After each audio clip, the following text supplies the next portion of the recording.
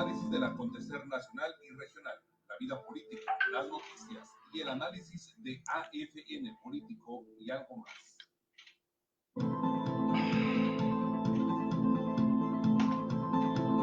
Es momento del análisis del acontecer nacional y regional, la vida política, las noticias y el análisis de AFN político y algo más.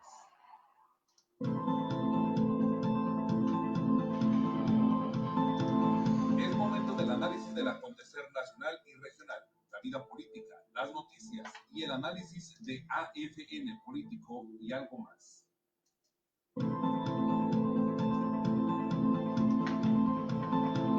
Es momento del análisis del acontecer nacional y regional, la vida política, las noticias y el análisis de AFN político y algo más. ¿Qué tal? Muy buenos días, qué gusto saludarlos a todos ustedes. Muchísimas gracias por acompañarnos en esta primera edición de AFN Político y algo más, que es una producción de Agencia Fronteriza de Noticias y de su directora, nuestra amiga y compañera Dora Elena Cortés. Soy Enrique García y me da muchísimo gusto de ver a saludarlo. Gracias a quienes ya están conectados con nosotros en esta opción de Facebook Live. Gracias también a quienes lo hacen a través del portal de esta agencia noticiosa líder en el noroeste del país, en su dirección www.afntijuana.info. Le recuerdo que en punto de las 3 de la tarde, Agencia Fronteriza de Noticias está presente en la opción de televisión por cable en canal 73 de CNR estatal, con la edición nocturna que produce Agencia Fronteriza de Noticias. Los reporteros del barrio salen de noche. Y gracias por acompañarnos también, seguirnos en la plataforma de YouTube de esta agencia. Es un gusto saludar ya a quienes se están conectando con este espacio. Don Pedro de Rosas, buenos días, muy amable. Gusto saludar a don Pedro. Por aquí vi a alguien más. Gustavo Alfonso Jiménez Pensado ya está ahí con nosotros. También Tony Solís, Mónica Torrescano, muchísimas gracias. ¿Quién más por aquí? Acabo de ver a alguien más. Don Miguel Ángel Juncal Ramírez también. Muy amable, muchísimas gracias. Ahí lo tiene usted. Don Gustavo Alfonso Jiménez Pensado. Por cierto, a propósito, bueno, esto me recordó un asunto que se va a producir esta semana en relación con el proyecto del Zócalo 11 de julio. Va a estar ahí el gobernador con los integrantes del movimiento, del grupo defensor del Parque Benito Juárez, ahí en un espacio de valor simbólico que al que le han asignado el nombre de su líder natural, Sabino Arellano, que como hemos comentado recientemente, pues falleció en enero pasado, ya dando la pelea hasta el último día de su vida en relación con ese asunto. Una década de lucha prácticamente, una década de lucha ciudadana. Esa es una historia interesante, oiga usted, Ese esfuerzo ciudadano bien amerita un libro, yo debo decirle. Yo no sé si los integrantes del grupo han pensado en algo así, por lo menos en un esfuerzo testimonial, porque, bueno, en el libro que se puede contar, ¿no? Que se puede compartir públicamente, porque como en todo grupo ciudadano, en toda lucha ciudadana, pues hay historias internas que muestran los jaloneos, las diferencias de opinión al interior, hasta los rompimientos, etcétera, que bien pueden convertirse en un manual de consulta obligada para cualquier otro grupo ciudadano que quiera emprender una lucha social. Saldría de ahí un manual muy interesante, yo debo decirle, sobre lo que sí, lo que no funciona, lo que sí y no debe hacerse. Es una escuela Esa lucha de una década no es poca cosa, yo debo decirle, no es poca cosa. Sería una historia fantástica, llena de datos, llena de matices, llena de colores, llena de momentos sombríos, todos a cual más de interesantes y aleccionadores. Sí, porque pues un movimiento como ese no se puede ver simplemente en blanco y negro. Tiene muchos ángulos. Y pues en la medida en que está integrado por seres humanos, con todas las contradicciones, los defectos y las virtudes, la verdad es que es un compendio interesantísimo. A mí me encantaría leerlo, ¿no? Con ánimo crítico, con la mejor de las intenciones de abrevar sobre lo que representa involucrarse en una lucha social. Y se lo digo porque como periodista he estado cerca de no pocas luchas sociales y he estado cerca de este proceso sobre cómo inician, se desarrollan y terminan luchas sociales que después derivan, se desgastan, se fortalecen, tienen altibajos, etcétera, etcétera, y hacen y cambian a las gentes. En más de un sentido cambian a las personas. Para bien y para mal, por supuesto. De todo como en botica. Y no se trata de estigmatizar o satanizar una lucha social, sino de verla con, con la intención de abrevar en la experiencia y de vernos en ese espejo, porque finalmente son ciudadanos como cualquiera de nosotros, ¿no? Se ponen a prueba las capacidades y los intereses y los compromisos personales.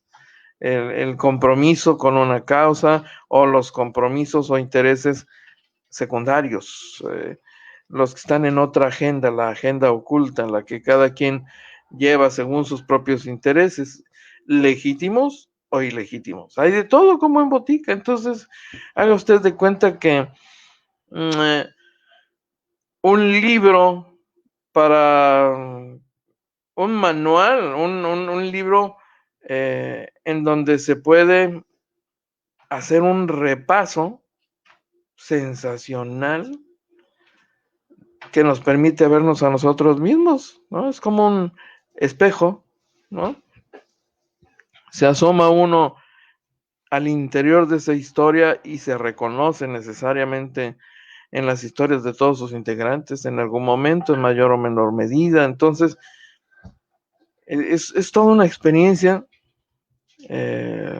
Yo me temo que va a quedar en el baúl y se va a morir con sus integrantes, muy posiblemente. Tal vez se llegue a conocer alguna versión por ahí de pronto, ya con el paso del tiempo, pero ¿a poco no sería muy interesante? Para quienes acostumbramos ser observadores de la vida y de los procesos socioculturales y eh, en diferentes dimensiones y tamaños, debe ser muy interesante, se lo juro. Es más, yo le quiero decir que no se ha escrito todavía el libro que pueda inspirar aún, aunque no quiere decir que las historias que lo hagan posible no existan. No, no se ha escrito el libro que pueda inspirar a la sociedad y la pueda empoderar, la pueda ayudar a encontrar la ruta para encauzar una lucha social. Y luchas sociales, déjenme decirle, hemos tenido muchas y muchos ejemplos. En Mexicali creo que nos ha dado una muestra muy interesante de una lucha en relación con el tema del agua. Entonces, Mexicali tendría su propia experiencia, por cierto, Sí, sin duda, buenísima historia. Yo la estoy imaginando de pronto en forma de un libro, con el interés de conocer los pormenores de los esfuerzos de organización ciudadana, de las discusiones al interior de estos grupos sin más ánimo y fin que conocerlo, ¿no? Y aprender de eso. Eh, para uno como observador de nuestro entorno, como somos la mayoría de los periodistas. Somos observadores, somos testigos, somos medios, estamos en medio. Nosotros vemos y compartimos y platicamos, registramos para la historia, aportamos elementos para la mejor toma de decisiones de los lectores, del ciudadano. Entonces, es una posición privilegiada. Por eso tenemos prohibido involucrarnos y tomar un partido, ser parte de, ¿no? Somos testigos y podemos simpatizar o cuestionar, o estar en desacuerdo con un movimiento, pero tener una posición como testigos implica también una enorme responsabilidad. En serio. Ya lo dije. Total. A ver si un día, ¿no? Se atreven los integrantes del grupo Benito Juárez. Porque para esta comunidad, la de Tijuana, esa historia, la del grupo defensor del Parque Benito Juárez, eh, es, me parece, una de las más grandes historias que podríamos tener como comunidad. Y de ahí seguramente más de 4 sacarían lecciones interesantísimas, tips valiosos que solo se pueden, de los que solo se puede conocer viviéndolos de cerca, salvo que alguien generosamente pudiera compartir esa experiencia y plasmarla en un libro, por ejemplo, ¿no?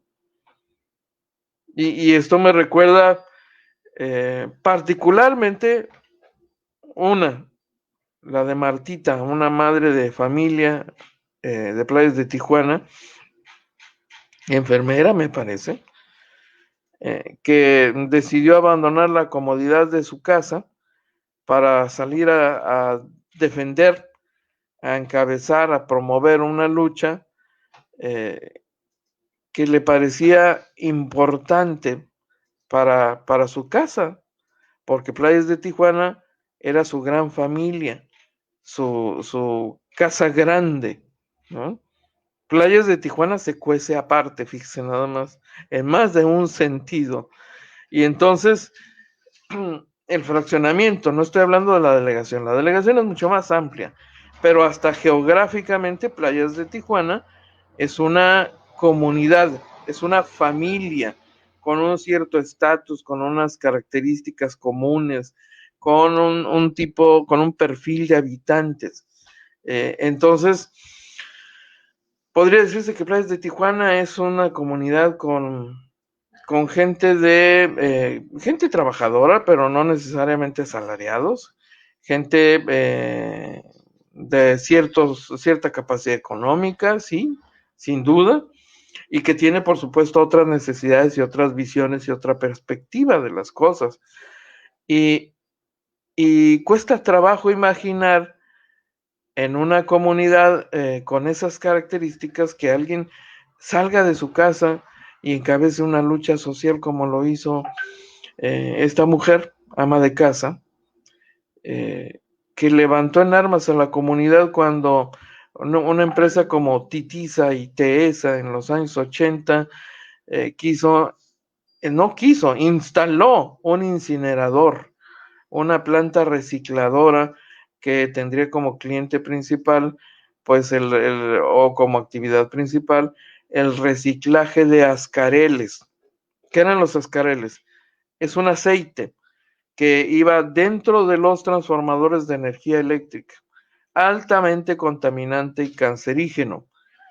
La sola idea de que incinerar Ascareles en ese lugar podría contaminar y causar la muerte de los habitantes de playas de Tijuana mediante el desarrollo de cánceres de diversa naturaleza, pues es algo que los puso en movimiento. Y en esa empresa, un representante era el hoy fiscal general de Justicia del Estado, Guillermo Ruiz Hernández, ¿no? Que era un abogado, sí, exitoso, sí, influyente, sí, lo ha sido casi toda su vida. Y entonces, esta mujer provocó una revolución e hizo cosas que eran una provocación en aquellos días, como ir a bloquear la salida de la garita a San Isidro, por ejemplo, para llamar la atención e impedir la operación de la planta. Esa es otra lucha interesantísima. Así que de ese tipo hemos tenido varias luchas, todas dignas de contar seguramente, sobre todo para los expertos en los estudiosos, los académicos de los fenómenos sociales y socioculturales, sí, sin duda. Entonces, de todos surgen lecciones interesantísimas para todo el mundo, porque además reflejan una época y comparten también características que hoy siguen siendo vigentes de esta comunidad. Perfecto. He dicho. A ver, por aquí. Bueno, ya me están viendo feo aquí. ¿Qué? ¿Dije, hablé demasiado o qué? ¿No? Y ni un cafecito, claro. Oh, me falta mi café. Es eso, me faltó mi cafecito. Bueno, es eso. Productora, no coffee today. Le digo, ¿no? Ni un tecito siquiera. Bueno. Ah, claro, que soy yo. Que conste. Saludo con muchísimo gusto a quienes, como Antonio Carpio, ya están con nosotros. Muchísimas gracias, nuestro amigo Toño Carpio. Lupita Parra, muy buen día. José Julián Moreno, hoy cumpleaños José Julián Moreno, allá en Guanajuato. Le enviamos un saludo afectuoso, por supuesto. Le ponemos el Happy Verde y el Sapo Verde, se lo dedicamos, ¿no? En todas sus versiones y géneros musicales. Hay un resumen, por cierto, buenísimo, con arreglos extraordinarios del Happy Verde, del Sapo Verde, que no le puedo compartir porque Facebook se pone roñoso, ve usted, ¿no? No me da chancito. Gildardo Jesús López Lepe, me recuerda a este cantante y compositor, intérprete, además paisano jalisciense, Gerardo Álvarez, que abrió ruta artística hacia Baja California hace ya muchos años, pero se ha desaparecido del mapa, muy amigo de Paco Michel, un hombre que no alcanzó grandes espacios, bueno, sí lo hizo a nivel nacional en una época, y luego ya no supimos mucho de Paco Michel, también jalisciense. Muy bueno Paco Michel, de veras muy bueno. Ricardo Acevedo, qué gusto saludar a Ricardo Acevedo. Gracias por acompañarnos, de veras. Gerardo Gardner, Ana Laura también. Son ustedes muy amables. Lupita Parra, buen día. Rosita Watts, buen día. Carlos Neri, un placer saludarte, mi estimado Carlos, un compañero, colega. Nos da mucho gusto saludar a Carlos. ¿A quién más por aquí? Ah, ah, Juan, Juan. Una cucharada. Bueno, pues caray. Le iba yo a compartir algo, ya se me olvidó y usted me puse a divagar sobre el tema del grupo de defensores del Parque Benito Juárez. ¿Ya llegó Paula? No, no ha llegado. No ha llegado Paula, no se ha asomado Paula. Se quedó dormida Paula hoy. Nos iba a compartir algo, pero bueno, eh, ya no. Eh, una curiosidad que le quiero compartir. Ah, no, 3, por supuesto. Hombre, a propósito de las acusaciones de Emilio Lozoya Austin, director que fue de Petróleos Mexicanos, y en contra de Enrique Peña Nieto y su cercano amigo, el señor Videgaray, Luis Videgaray, ex secretario de Hacienda, de la época de oro. Es una pequeña cápsula del tiempo que vale la pena compartirle porque ahí están los actores de esta historia hoy. Cuando el horizonte asomaba espectacular, ¿no? Lleno de luz, luminoso el horizonte para estos actores de la novela política del momento. Estoy hablando de la campaña presidencial, la que emerge Enrique Peña Nieto convertido en presidente de la República, y vale la pena que se lo comparta. Ahí están, en sus meros moles. Emilio Lozoya era parte de, por supuesto, que hoy se acoja al beneficio legal que le permite aparecer como testigo, protegido y demás chivas locas. Bueno, pues es otra cosa, pero usted lo va a ver ahí y se lo quiero compartir porque es una joyita de veras. Mire.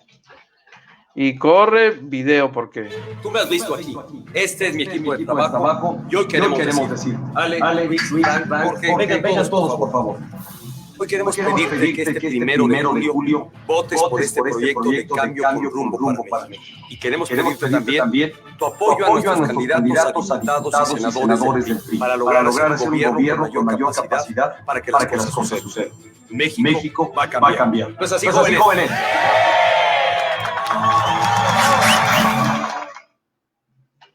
¿Qué le parece? No, fuera. Está buenísimo, de veras, ¿eh? Es más, a ver.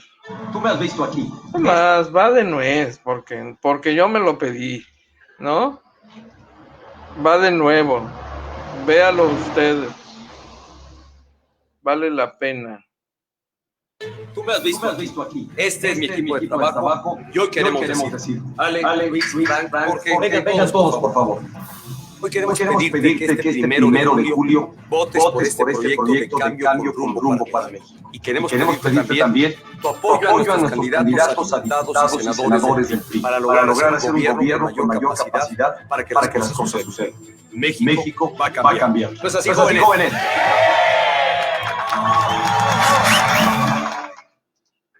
¿Qué tal, eh? ¿Qué le parece? ¡Wow! ¿Quién iba a decir que unos años después iban a transitar de la gloria al infierno, ¿no? Porque esos 3 actores que estaban en ese video, en la extrema derecha, el hoy acusador, pero entonces asociado, encantado, fascinado, miembro del equipo cercano del presidente desde el inicio, ¿no? de Enrique Peña Nieto. ¿Quién iba a decir? Seguramente los integrantes de ese grupo que allí estaba grabando el spot jamás imaginó que años después estaría hoy viviendo una experiencia muy lejana, por cierto, al ambiente de festivo y de triunfo, de victoria que se respiraba ahí en esa oficina de campaña, ¿no? Con un Enrique Peña Nieto muy enjundioso, vigoroso, ya acariciando las mieles del poder, ya oliendo la cercanía del poder. Qué interesante.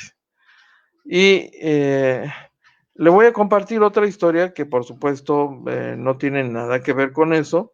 Es una historia muy nuestra, muy de Baja California. La compartimos anoche en el portal de Agencia Fronteriza de Noticias y no habíamos tenido la oportunidad de desmenuzarla y conocerla un poquito más de cerca y más a fondo. Y se la quiero presentar en la voz de Hiram Sánchez, uno de los fiscales de la Fiscalía General de Justicia de Baja California, porque tiene que ver con los temas de persecución al ex gobernador Francisco Vega. Se va a morir, ¿no? Lo ando comparando con, imagínense nada más, con Kiko Vega de la Madrid y su esposa, Brenda Roacho de Vega, que como ya todos sabemos, están en la lupa de la Fiscalía y de esta administración estatal acusados de actos de corrupción, sobre los cuales no hemos tenido conocimiento detallado porque forman parte de una carpeta de investigación y legalmente es hasta un delito compartir públicamente esa información. Aunque ya más o menos hemos conocido, así muy genéricamente, algunos datos, incluso datos centrales de estos dos asuntos escandalosos. Y hace rato que mucha gente está preguntando, bueno, ¿y qué onda con Kiko Vega? ¿Y qué onda con su mujer, ¿no? La expresidenta del DIF estatal. ¿Y qué onda con esta historia? ¿Y qué onda con esta corruptela? ¿Y cuándo habrá castigo? Etcétera, etcétera. Entonces, nuestra compañera Sonia de Anda platicó con Hiram Sánchez y se lo voy a compartir en este momento para que escuche usted directamente del funcionario, de uno de los principales funcionarios de la Fiscalía, la información sobre este particular. Corre video. La Secretaría General de Gobierno, a través del doctor Amador y del personal bajo su cargo de forma activa, ha estado participando con el Ministerio Público en la integración de la carpeta de investigación. Han llevado diversa documentación que tiende a establecer que la forma en la que fue pagada la construcción de este albergue en el que iban a recibir a las personas que iban a recibir este tipo de atención médica de este kit.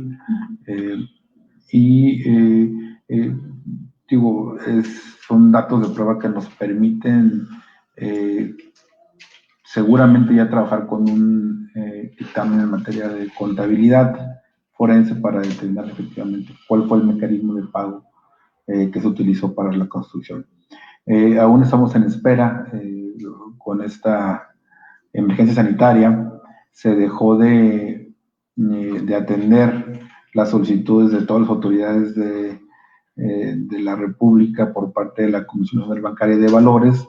Nos tenemos que obtener esa información también de diversas cuentas, incluso entre ellas las de la denunciada, y creemos que ya para mediados de este mes de agosto van a reactivar sus actividades la Comisión Nacional Bancaria de Valores y estaremos en posibilidades de hacer las gestiones para obtener la información. Ya se habían hecho las gestiones, más bien que ya a su vez la Comisión Nacional Bancaria de Valores, a través de su dirección de atención, precisamente a solicitud de esas autoridades, solicita a los bancos los datos de las cuentas bancarias que ya le fueron requisitadas. Con esa aportación de la Comisión Nacional Bancaria, ya se avanzaría en esta auditoría.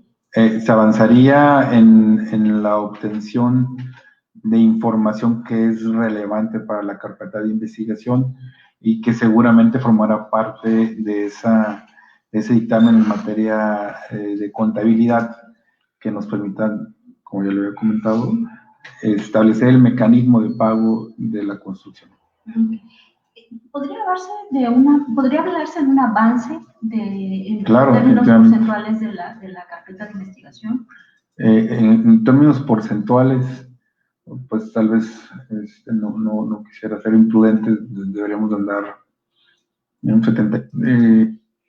Esa es una parte relativa al dictamen necesario y los comentarios de este funcionario revelan la afectación tan seria que la pandemia también ha provocado, por ejemplo, en el campo de la impartición de justicia, porque muchísimos procesos quedaron suspendidos con la suspensión de actividades presenciales en todas las dependencias públicas, entre ellas la propia Procuraduría, porque la Procuraduría de Justicia o la Fiscalía, como hoy se le conoce, ciertamente tiene actividades que no se detienen, eh, que, que se pueden obviar a pesar de la pandemia y las limitaciones presenciales del personal, pero el Poder Judicial, los tribunales, tienen otro nivel de participación en el gran esquema impartidor de justicia y como ya sabemos, la impartición de justicia es una actividad esencial que se paralizó. Y entonces le benefició a mucha gente, le afectó a muchos otros, es cuestión de enfoques, ¿no? La Procuraduría o los acusados en este caso dirán, nos benefició, se ha retrasado la persecución legal contra nosotros y la Fiscalía podrá decir, pues me partió el queso, ¿no? Porque me tiene atadas las manos para promover esta acción, promover esta diligencia, pedir y obtener de la Comisión Nacional Bancaria y de Valores esta información clave, etcétera, etcétera. Entonces, esa es una de las razones por las que se ha retrasado bueno, no solo ese, sino todos los expedientes, así en términos generales, que tienen que ver con actos probables de corrupción atribuibles a la administración anterior. Esta es otra parte de la charla con Hiram Sánchez. ¿Los porcentuales de la carpeta de investigación? En términos porcentuales, pues tal vez no quisiera ser imprudente, deberíamos de andar en un 75-80% de integración. Obviamente, gran parte de la integración de los datos es informática, es información que nos va a llegar de la Ciudad de México a través de la Comisión Nacional Bancaria de Valores, incorporado y se puede llevar a cabo un dictamen pericial.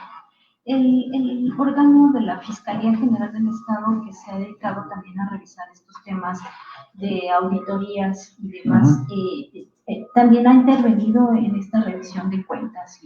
En esta carpeta de investigación ha sido principalmente la Secretaría General de Gobierno la que nos ha dotado de la información que mantenía en el DIF, y es la que nos ha hecho llegar esos documentos que hemos incorporado a la carpeta. ¿Sí encuentran ustedes elementos delictivos? Bueno, no estaríamos en el momento oportuno para poder señalar, para eso ya judicializaríamos y estaríamos solicitando audiencia para formulación de imputación ante un juez. Ese sería el momento en el que la Fiscalía podría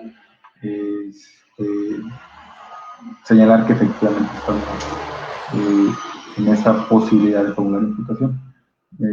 Sin embargo, pues sí hay muchos datos que nos hacen ver que fue precisamente el DIF el que pagó en su totalidad esa construcción. No tenemos ningún elemento que nos permita establecer que el dinero hubiera llegado de una asociación civil o de alguien diverso a un ente gubernamental. Fiscal, ¿qué tanto se les ha complicado a ustedes, por ejemplo, avanzar en estos casos de alto impacto, ¿no? Como el del gobernador, su esposa y demás, con esta paralización de los tribunales? Lamentablemente se nos ha complicado mucho las determinaciones de suspensión que ocurrió a nivel nacional. Entendemos las actividades que realizó la Fiscalía nunca fueron suspendidas, es una actividad esencial. La Fiscalía nunca dejó de trabajar, continuó integrando las carpetas de investigación y tenemos un sinnúmero de expedientes en espera de que se nos señale fecha para audiencia inicial, para poder formular imputación por parte del tribunal, los jueces de control, y entendemos que, bueno, el Poder Judicial siguiendo. Y a continuación, la tercera parte de la charla con este funcionario, con el fiscal. ¿Podríamos decir que llegaron ustedes a esa etapa de solicitar ya audiencia para la audiencia inicial para el caso del gobernador o de otra? O sea, no, en otros temas sí hay audiencias iniciales ya solicitadas. En el tema del gobernador de Mexicali, de la carpeta que se está integrando en Mexicali, no estamos en ese supuesto todavía, estamos recabando información y ahí lo que nos ha complicado un poco precisamente es las autoridades de la Comisión Nacional Bancaria de Valores, de la Unidad de Inteligencia Financiera, que también suspendieron actividades. Ahí sí no se atendió ninguna solicitud de información por parte de la Fiscalía General del Estado. Se han hecho las solicitudes, sin embargo, esta emergencia sanitaria no nos ha permitido recabar la misma. En términos generales de todos los procesos que ustedes han iniciado, ¿podrían decir un número de carpetas que están detenidas por esta paralización del Poder Judicial? No tengo el número específico, lo que sí fue una instrucción del Fiscal General del Estado de no suspender nosotros la integración de carpetas de investigación, y lo que hicimos cuando ya estaban en esa etapa de que el Ministerio Público estaba convencido de que ya era el momento de judicializar, llevamos a cabo la judicialización, es electrónica, entonces el Ministerio Público ha hecho las solicitudes en ese sistema, no en el tradicional, en ese sistema, una solicitud de audiencia, de formulación de imputación. De manera que estamos en espera. No tengo el número exacto, pero el Ministerio Público no suspendió sus actividades, y cuando era el momento de hacer, que ya contaba con los elementos suficientes para ello, ha hecho la judicialización vía electrónica. Okay. Estamos en espera de respuesta. Las que ya estaban señaladas han sido diferidas en diferentes momentos por los jueces de control, atendiendo precisamente a los acuerdos del Pleno del Consejo. O sea, sí hay atrasos, pero no se paralizaron. Los temas que son de carácter urgente no se han paralizado. Hemos seguido judicializando cuestiones de flagrancia, solicitudes de órdenes de aprehensión que son urgentes, que hay esa necesidad de cautela. Hemos hecho solicitudes de técnicas de investigación como cateo, y han sido atendidas por los jueces de control. Fiscal, por otra parte, en el caso de la detención que realizaron esta mañana de esta persona que cargaba estos logos con la intención de mimetizar unidades de la Fiscalía, ¿qué delitos está cometiendo y a qué se pueden hacer acreedores? ¿Es un delito grave? Bien, los delitos que son portación de armas de uso exclusivo del Ejército, de Fuerzas Armadas. Ahí tiene usted la parte esencial de la charla con Hiram Sánchez, fiscal de la dependencia, con un tema pues de primer orden, ¿no? Porque tiene que ver con la demanda social, la demanda ciudadana de actuar contra actos de corrupción que se sospecha habría llevado a cabo la administración de Kiko Vega en complicidad con algunos de sus principales funcionarios. Entonces, pues es un tema muy sensible y delicado que la Fiscalía General de Justicia del Estado sabe que tiene que armar minuciosa y detalladamente para evitar que se le caiga por un error en la integración del expediente, por un simple error en la redacción de uno de los documentos, por un error en una omisión que a veces se dan intencionalmente en los expedientes, para que cuando el expediente llegue a manos del juez, pues resuelve a favor del acusado. Son trucos, los abogados saben muy bien de esos pequeños trucos.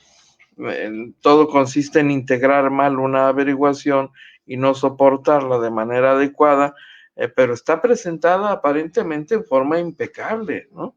Y cualquier persona podría decir, oye, pues es que allí está el trabajo, la intención, se hizo el trabajo. Y cuando llega con el juez, ¿no? Pues resulta que no es así el asunto, y el acusado queda libre y sin elementos para proceder en su contra.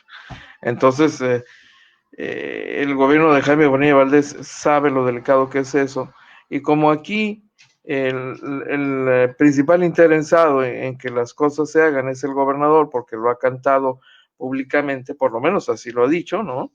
Me quedo con esa parte, con la versión oficial en este momento, salvo prueba en contrario, el tiempo dirá finalmente, pero lo que todos hemos visto es que el gobernador dice, no, lo voy a meter al bote, ¿no? Bola de tranzas, panistas, y, aparentemente existe toda la intención del gobernador de que se proceda, ¿eh? Y entonces, pues si eso es así, como aparentemente es, como se ve, pues entonces sus funcionarios en la Procuraduría, en la Fiscalía General del Estado, deben ser muy cuidadosos en hacer el trabajo técnico para lograr el resultado que se quiere. Oiga, saludo con mucho gusto a Saúl Vega. Muchas gracias por acompañarnos, don Saúl. Luis Pablo Esparza también. De veras, muchísimas gracias. Y fíjese que también nos acompaña de manera regular y a mí me da muchísimo gusto, yo debo decirlo, Juan García Domínguez, desde Ensenada. Jesús Velasco Soto nos acompaña también hoy. Ya hace rato que no teníamos contacto con él, pero hoy nos acompaña en esta transmisión. Juan José Hernández también nos acompaña. ¿Quién más? Por aquí vi a alguien más.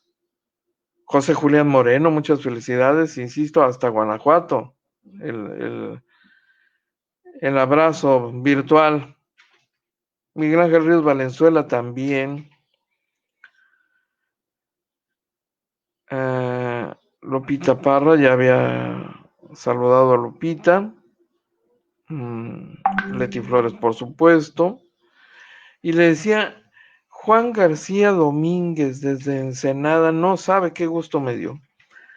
Juan García fue en el tiempo que vivimos allá un hombre cercano a la familia, sigue siendo muy cercano a la familia, entrañable, sin duda. Lo recordamos desde aquellos días, hace ya algunas cuantas décadas, por cierto. Juan José Hernández, saludos, don Juan José. Entonces, alguien entrañable, de veras, nos dio mucho gusto que nos hubiera identificado por ahí en la frecuencia de las redes sociales y dijera, ay, yo conozco a ese que está ahí, ¿no?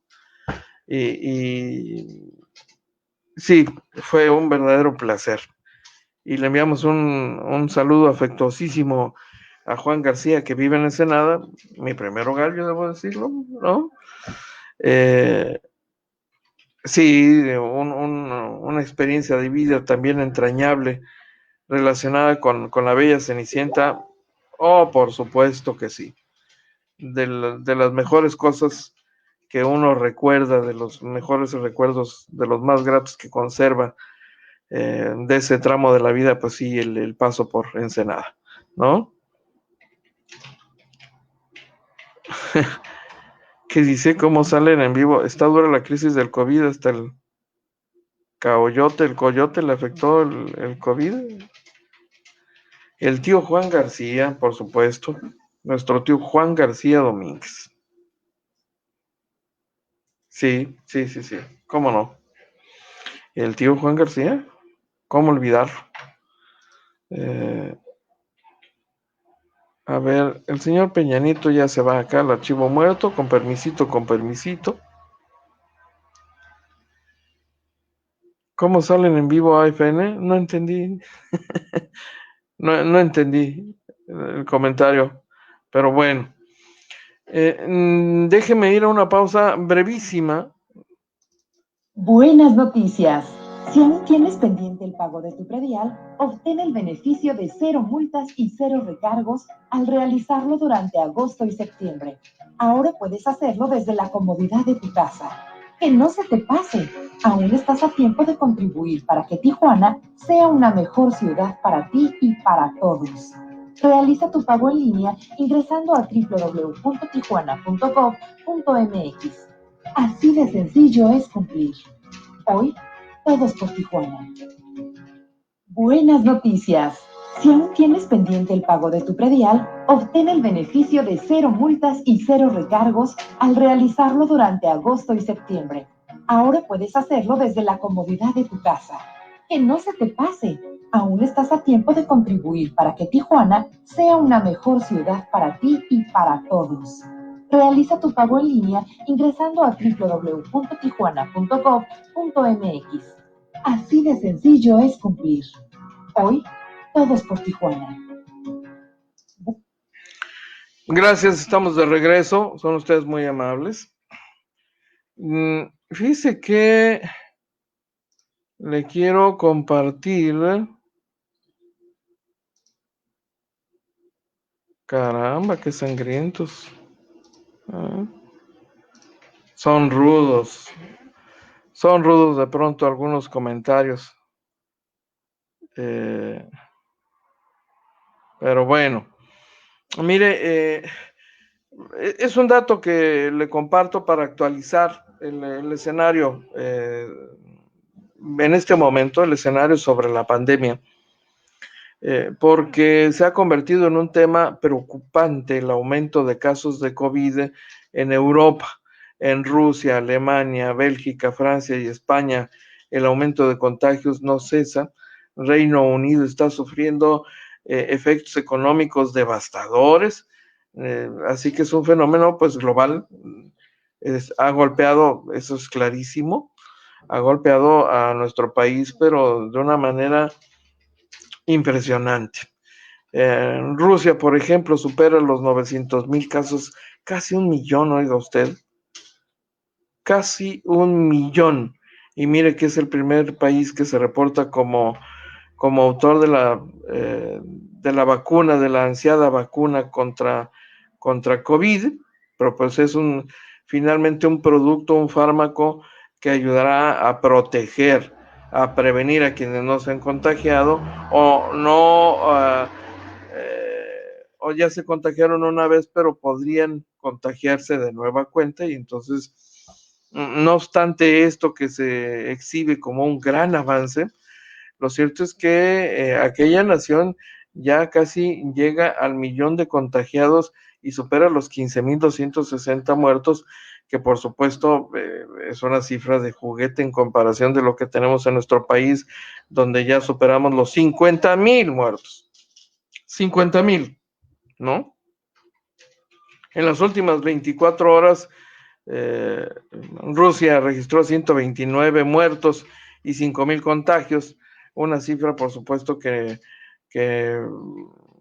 queda pequeña junto a lo que tenemos hoy en México. Yo les recuerdo que Europa fue la primera región del mundo afectada, impactada por el COVID, luego de su aparición en los países asiáticos, y América Latina, en el continente americano en general, el último bastión del mundo en recibir a esta pandemia, a esta epidemia, y por supuesto es un proceso inacabado en el que estamos viviendo en nuestro país. La cantidad de muertos y de contagiados seguirá subiendo, pero la comunidad internacional todavía no termina de sorprenderse con el tema, por ejemplo, de la vacuna de Rusia, cuando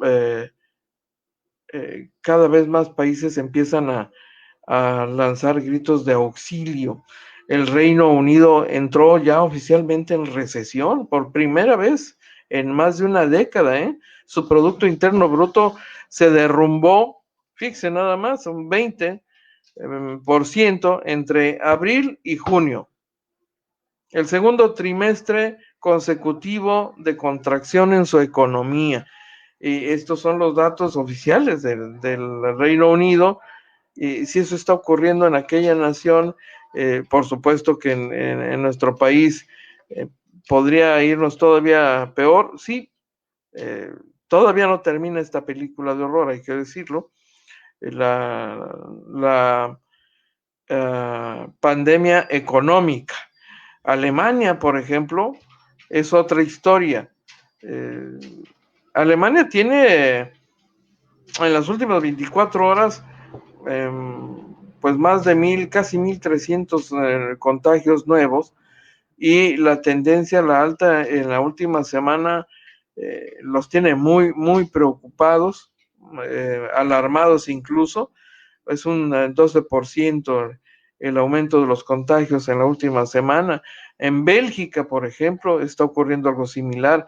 Bruselas, de igual manera. Francia, en Francia la situación está evolucionando, dice su gobierno, en una mala dirección, según su primer ministro, por los nuevos contagios, pues.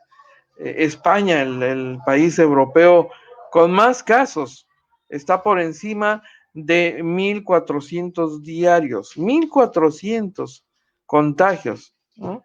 Entonces, otra vez empiezan a repetirse escenas que se suponía ya habían sido superadas.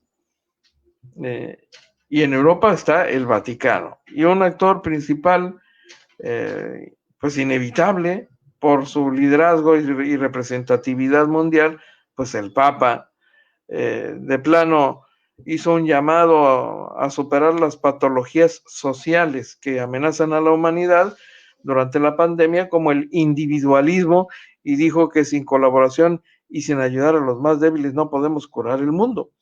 La pandemia ha resaltado lo vulnerables e interconectados que somos.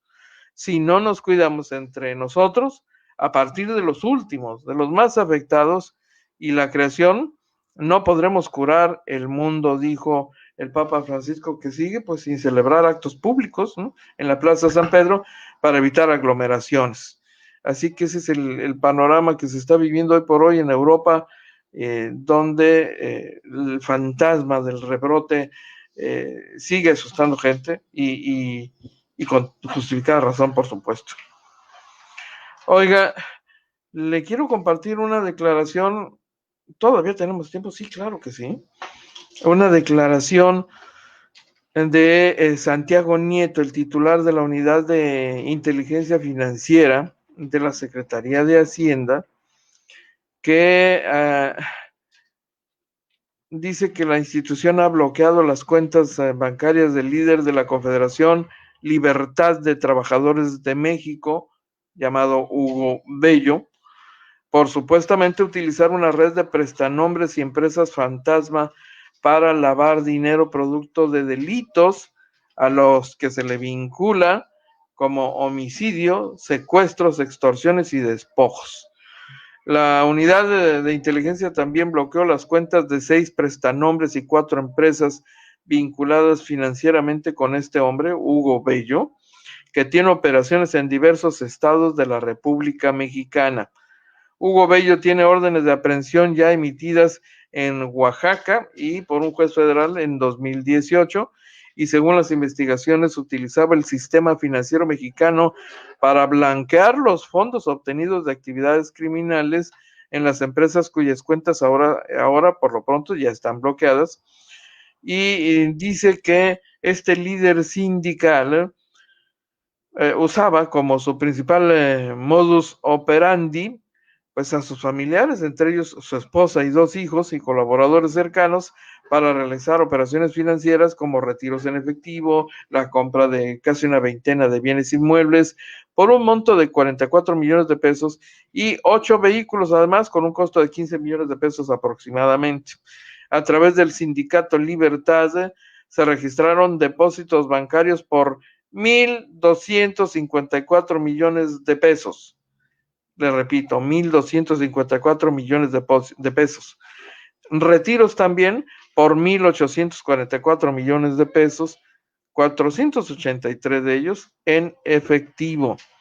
Integrantes de esta organización gremial han sido vinculados con otros delitos como el homicidio del alcalde de Chalco, Estado de México, Francisco Tenorio Contreras, un caso de alto perfil para esta dependencia y para la Fiscalía, por supuesto, la Fiscalía General de la República. los delincuentes de cuello blanco, ¿no? Sí, señor.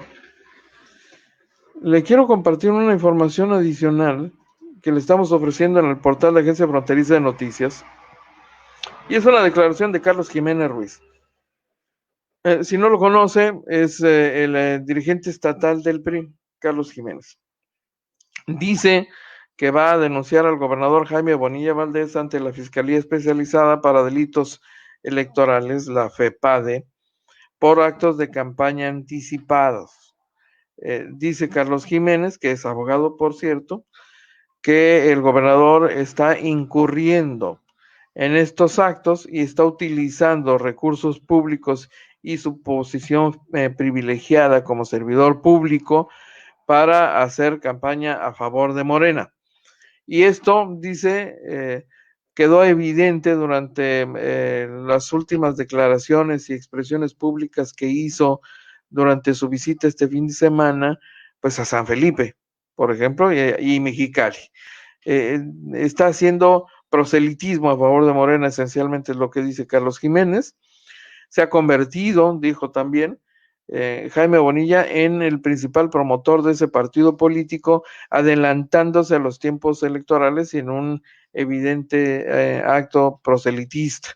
Este documento, esta denuncia que se presentará en los próximos días ante la FEPADE, estará respaldada y avalada por pues los dirigentes del PRI en los 5 municipios, todos ellos. Mire, yo no sabía que Edna Pérez Corona sigue siendo presidenta del PRI en Tijuana, la regidora. Está desaparecida, es eso.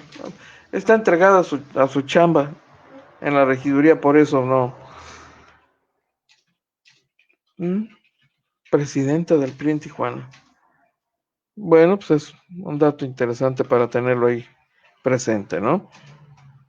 Así que, así las cosas. La campaña, por supuesto, como podrá usted darse cuenta, ya inició desde hace rato. Sí, señor. Y la violencia continúa. Han ejecutado a otra persona en las últimas horas y encontraron a uno más entambado. ¿Sí? Ahí en un tambo para basura, ahí en la colonia Francisco Villa. Ahí fue asesinado a tiros una persona, no ha sido identificada. Esto ocurrió hoy muy temprano. Y también en la colonia Santa Rosa, ahí fue abandonado el cadáver de un joven con huellas de violencia dentro de un tambo para basura. Vestía short azul, camisa verde y tenía ambas piernas tatuadas. Es el dato actualizado que le podemos ofrecer de esta mañana. Y otro tema que le queremos compartir de igual manera, por si le interesa todavía, el avión del presidente. Bueno, el avión presidencial, pues, ¿no? Ya sabe usted que el presidente López Obrador le hace fuchi al avión presidencial, ni siquiera se quiso subir a él, porque le parecía que sería una falta de respeto. Pero les urge generar dinerito a los señores de la Lotería Nacional. Todavía les quedan cachitos de lotería, los billetes para el sorteo especial. Van a ser 100, oiga, ¿no? 100 premios de 20 millones de pesos cada uno. Es decir, $1 millón, así, ¿no? Casi $1 millón. 100 nuevos mexicanos, 100 nuevos ricos tendremos en el 16 de septiembre, con el sorteo de la Lotería Nacional. Se han vendido hasta el día 11 de agosto, es decir, hasta el día de ayer, 2,024,000 cachitos. Todavía queda un montón, oiga. Esto es apenas el 33.73%. Ya se han recibido ingresos por 1,012 millones de pesos. Pero pues esto representa menos de la mitad de los 3,000 millones que se espera recabar por la venta de 6 millones de boletos. Por lo pronto, lo que es un hecho es que 2 millones de mexicanos ya compraron cachitos, ya compraron su billete de lotería. Así que, ¿y usted ya se vio con ese premio? Tenemos, dijo el director de la Lotería Nacional esta mañana, Ernesto Prieto, tenemos garantizados los 2,000 millones por el convenio que tenemos con el instituto para devolver al pueblo lo robado.